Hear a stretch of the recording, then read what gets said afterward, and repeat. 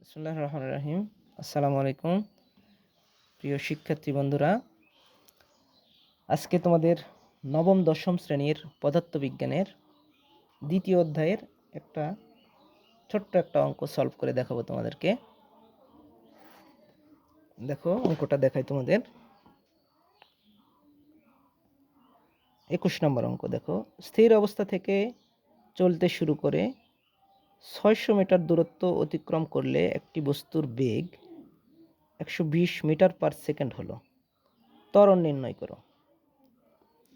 এই অঙ্কগুলোতে তোমরা যে সমস্যাগুলো ফেস করো সেটা হলো কোনটা কি ধরবো সেটা বুঝতে পারি না। তাহলে এটা ধরার জন্য আমাদের প্রথম কাজ হলো, দেখো এখানে অঙ্কে দেখো স্থির অবস্থান থেকে, তাহলে স্থির অবস্থান মানে হলো আদিবেগ কী হবে, তাহলে স্থির অবস্থান মানে আদিবেগ হলো ইউ ইউ ইকুয়াল টু 0। তারপরে দেখো 6 মিটার আছে, 6 মিটার হলে 600 মিটার অর্থাৎ 600 মিটার মিটার হলে তাহলে এস। আমরা এখানে প্রথম কাজ আমাদের নাম্বার দিলাম 21 নম্বর। 21 নম্বরে এখানে বলে লিখে নেব। এখানে লেখার পরে আমরা প্রথমে লিখব u equal to 0, s equal to আমরা যেটা যেটা পাচ্ছি সেটা সেটা লিখব 600 মিটার। তারপরে দেখো পরের অংশে দেওয়া আছে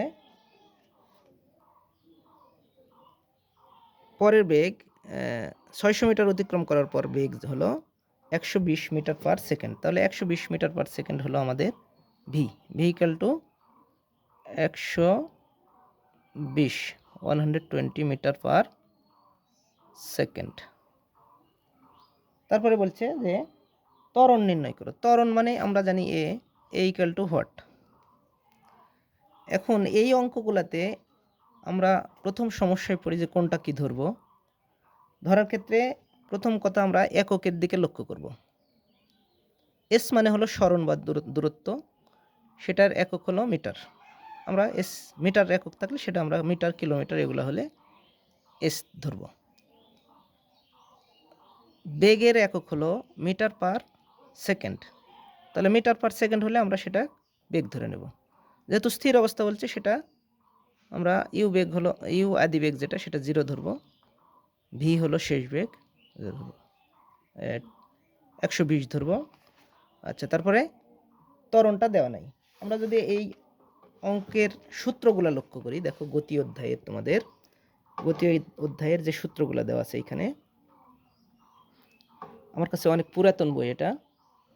দেখো সূত্র, প্রথম সূত্র দেওয়া আছে, দ্বিতীয় সূত্র দেখতে পাচ্ছ নিশ্চয়ই তোমরা, তৃতীয় সূত্র। দেখো আমরা যে চারটা এখানে পাইছি, এই চারটা দিয়ে যে সূত্রটা আছে সেটা আমরা খুঁজে খুঁজে বের করে দেখো তোমাদেরকে দেখাচ্ছি।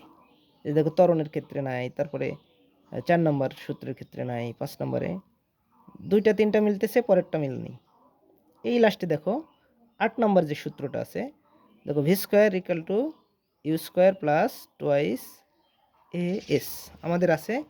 ভি এর মান আছে, ইউ এর মান আছে, টুতো সূত্রের এ এর মানটা নাই, এস এর মান আছে। তাহলে এই সূত্র দিয়ে আমরা অঙ্কটা করতে পারবো। তাহলে আমরা জানি বলে লিখব, আমরা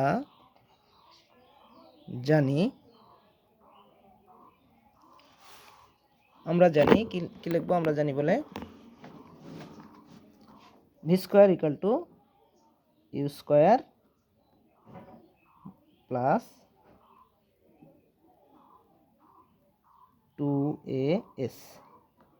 তাহলে আমরা শুধু যেটা বের করব সেটা বাম পাশে নিয়ে যাব, u square plus twice a s equal to v square. তাহলে বা ইউটা ওই পারে পার করে দেব, টোয়াইস এ এস ইউ পার করে দিলে মাইনাস হয়ে যাবে, দিয়ে দিলাম। বা এ যদি রাখি, টোয়াইস এস যদি পার করে দিই, তাহলে ওই পারে যে এপারে কি আছে গুণ হিসাব আছে, ওপারে যে ভাগ হয়ে যাবে। তাহলে নিচে পুরোটার নিচে দিয়ে দেব টোয়াইস এস। তাহলে আমরা যদি মান বসাই বা এ ইকুয়াল টু যদি দিই, তাহলে দেখো ভি এর মান কত আছে 120, তার উপর স্কোয়ার মাইনাস 0-র উপর স্কোয়ার বাই বা ভাগ 2 আছে সূত্রে দিয়ে দিলাম, গুণ দিতে পারো, ডট গুণ দিলেও সমস্যা নাই, 600।